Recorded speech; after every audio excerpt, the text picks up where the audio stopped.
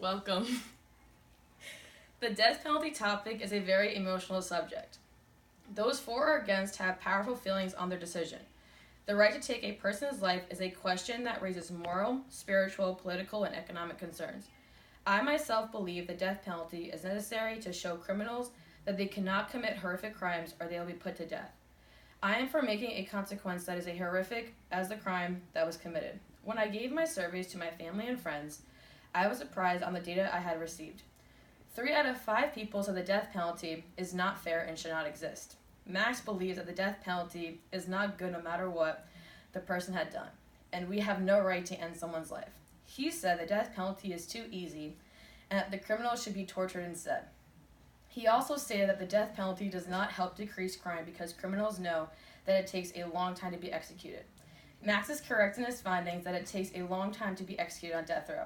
California has the most inmates at 740, and only 13 have been executed in the year 2018. No one was executed. Abby believes the death penalty should not be legal because it is too expensive for the state, and we often see wrong convictions. She feels it violates the right of the defendant as well. Sharice, the death penalty is not a good punishment because how can someone learn from their actions if they are dead? She disagrees the death penalty decreases crime because states with the death penalty have high crime rates.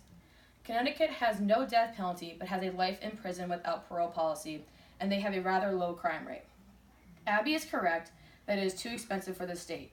It cost the state of California $4 billion since the death penalty was established in 1978.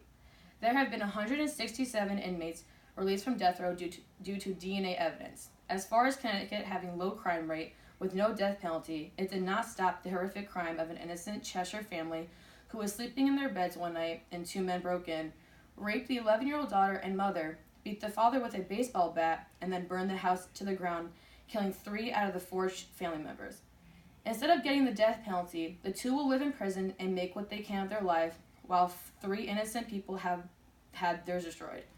The courts have constantly involved in amending the rules for the death penalty over the years. No one who is under 15 years of age may be executed.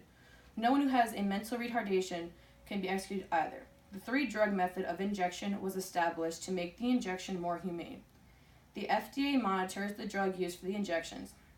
2 drug injections and the electric chair, which is still used in the state of Florida, Alabama, and Tennessee, are acceptable methods of execution.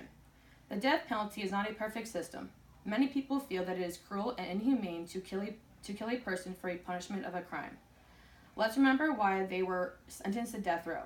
Innocent people, including children, were brutally attacked by the person, even raped, then lost their own lives. What gave the inmate the right to randomly decide to harm a person to take a life? Like I said, the system is not perfect, but there was a fair trial with several people deciding and defending the case. If someone brutally harms another person, there must be a consequence for their actions. Spending time in jail, where they can be released at some point for good behavior, just isn't enough. That's it.